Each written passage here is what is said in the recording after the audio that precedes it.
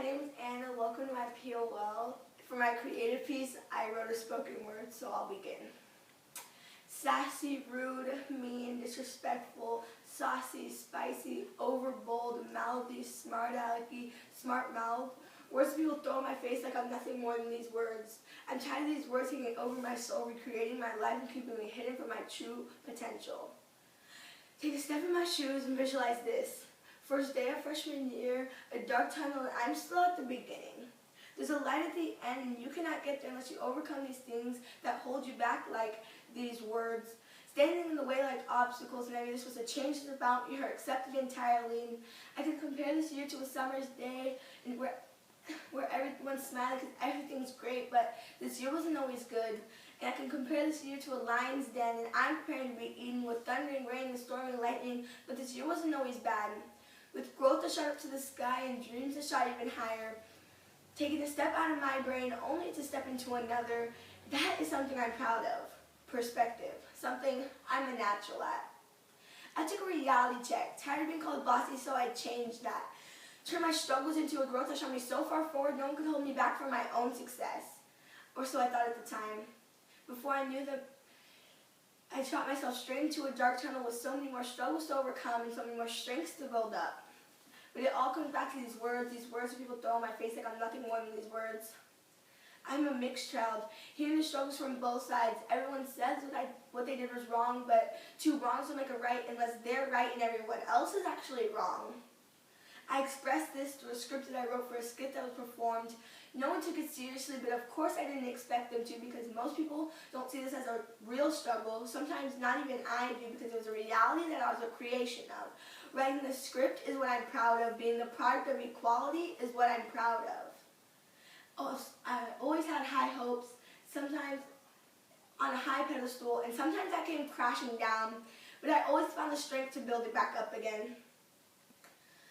Sometimes I get overexcited, especially when it comes to my future, because I've known what I wanted to be since I was 7. I called it CSI, but it was much more than that, more of a justice I wanted to bring to people in need.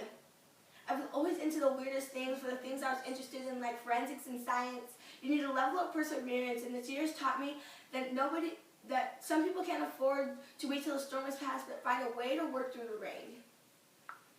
Let's slow down and take a look at right now. I stand before you about to be in 10th grade. How do I know if I'm ready? Well, I don't know if I'm ready, but I do know I have perseverance, and that'll take me a long way, helping me push past all the struggles that I face when I'm stressed about trying to keep up with my 4.0 average in the sports that I play. Some people would say it's too much, but I say that's what I love to do.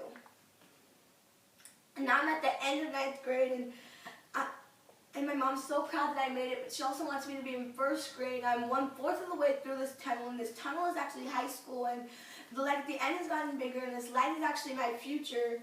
But it all comes back to these words that people throw in my face like I'm nothing more than these words. My mouth flows faster than my brain getting me these names, though my heart pumps with optimism and flows with kindness. My mouth is like a sea of wonders. You never know what's going to come out, but this is not what makes me. This is a small part of my personality. It just happens to show the most. Why do people focus on the negatives? Everyone has faults, and this is mine. It's time I accept who I am and who I want to be.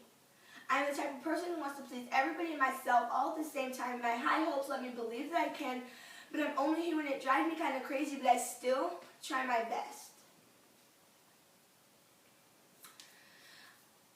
Now this all ends in mindfulness. I would like to meet somebody who has mastered it all, but I cannot meet God yet. Some people love that I'm sassy. I certainly do, but I know I need to pick the right times to express it. But mindfulness is a tricky one. It comes over time. I'm working my best, but aren't we all? For a long time, I tried masking who I truly was, who I truly am with these walls that I built up, but it's time that I face the truth. It's not that I mean to be sassy, I just have no filter. It's not that I mean to be rude, I just don't think before I speak. It's not that I mean to be a smart aleck, it's just the things I say aren't always interpreted right. It's not that I mean to be mouthy, I just speak my opinion too often. I've come to a realization of what I need to grow on and what I need to improve on. But nothing will change my sassiness even if I became a master in mindfulness. And nothing will change my caring heart even if it turned ice cold. And now I take one step closer to the light at the end of this tunnel, breaking myself free of these names that people throw in my face because I am more than these words, because I'm not hidden from my true potential anymore.